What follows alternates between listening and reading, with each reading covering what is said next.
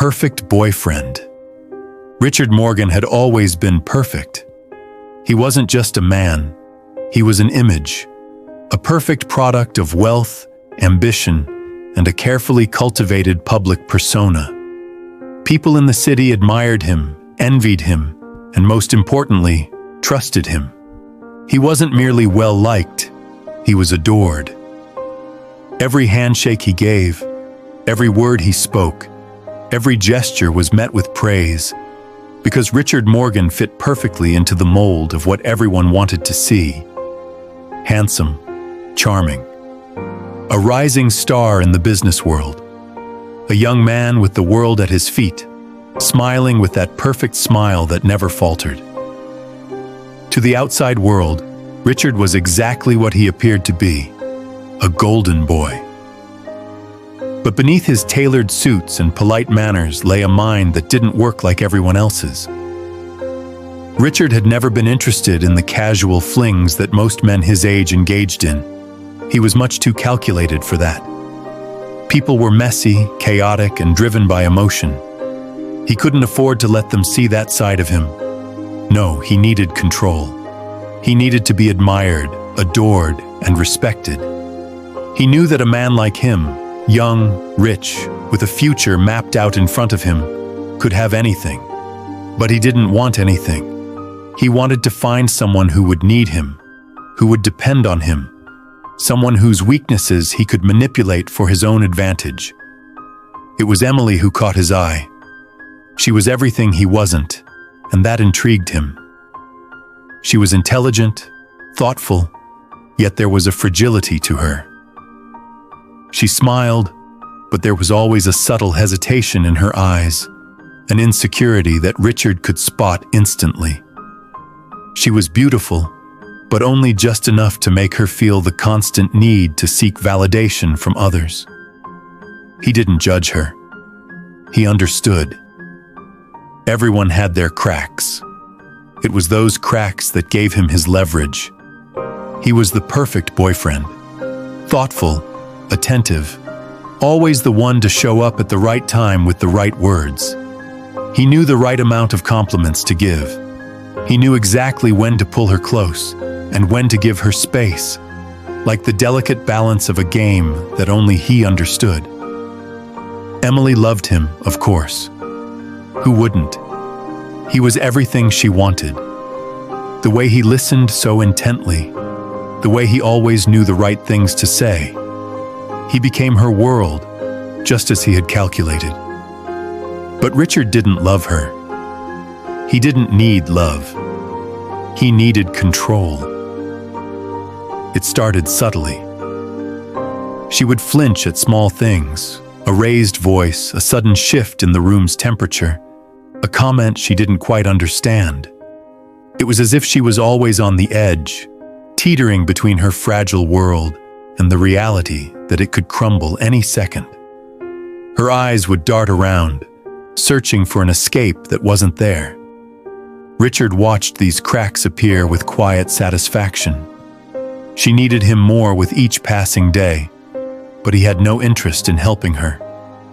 He wasn't a hero. He was the solution. She didn't need to go on pretending anymore. She wasn't capable of living in a world where her weaknesses were seen as flaws, and Richard was just the right person to set her free. But first he needed her to trust him completely. He needed her to see him as her savior. And that was where he had to be patient. It was a game, a carefully constructed game of control, one where he held all the cards. And then, one night, she slipped. It was a Tuesday, the kind of evening that had all the ingredients for a perfect memory. Richard had prepared dinner, steak and wine, just like she liked. They sat on the balcony, the city lights flickering below them like a dream. But Emily was quiet. Her laughter wasn't quite as bright, her smile a little too tight. Her eyes didn't meet his as often. Richard noticed, and that meant it was time. "Emily," Richard said softly, his voice laced with warmth, the kind of warmth that drew people in. She looked up, startled, as though she hadn't realized how far she had drifted away. "I've been thinking," he started, watching her closely. "You don't look happy." "Not really." Emily smiled, though it was thin. "I'm fine, Richard. Really. Just tired, I guess." "Are you?" He tilted his head slightly. His eyes didn't blink. They were sharp, watching, reading her. "You're carrying something, aren't you? I can see it. The way your eyes flit around the room like you're looking for a way out." She swallowed hard. "What are you talking about?" "You feel like you don't belong in this world, Emily. You feel like you're out of place. You're not like the others. You never will be." Her hands fidgeted in her lap. She glanced away, a slight tremble in her fingers. It was a perfect reaction. Everything was falling into place. "You've been trying to fit into a mold that was never meant for you," Richard continued, his voice barely above a whisper. "And I can help you." Her breathing quickened, but she said nothing. "You're so tired of pretending, Emily, aren't you?" She nodded, just barely. "Don't you want to be free?" he asked softly, reaching out to gently cup her chin. "Don't you want to stop pretending that you're happy? You deserve peace. You deserve to be truly happy."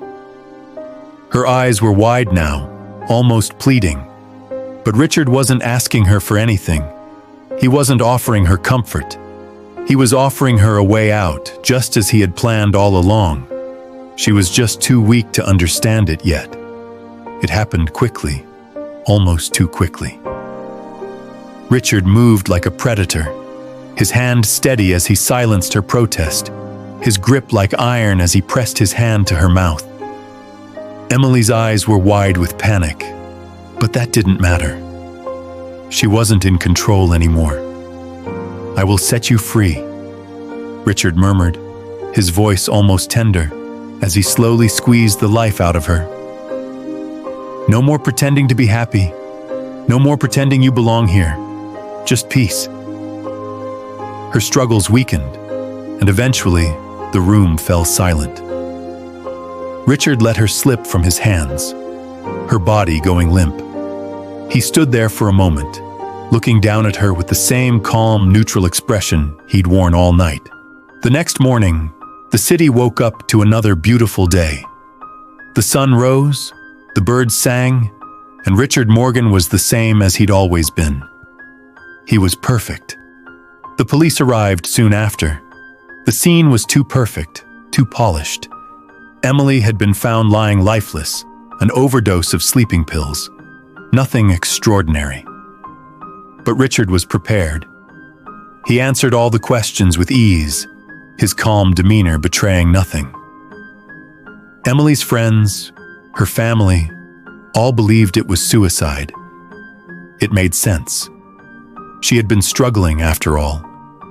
But Richard knew the truth, and no one would ever suspect him. After all, he was Richard Morgan, the perfect boyfriend, the perfect son, the perfect man. As the weeks went by, whispers started to rise. The police couldn't ignore the inconsistencies. There were signs of struggle, tiny abrasions on her wrists, scratches that didn't add up with the narrative. But what could they do? Richard Morgan wasn't just a wealthy man. He was the kind of person who could make problems vanish. He was connected, influential, untouchable.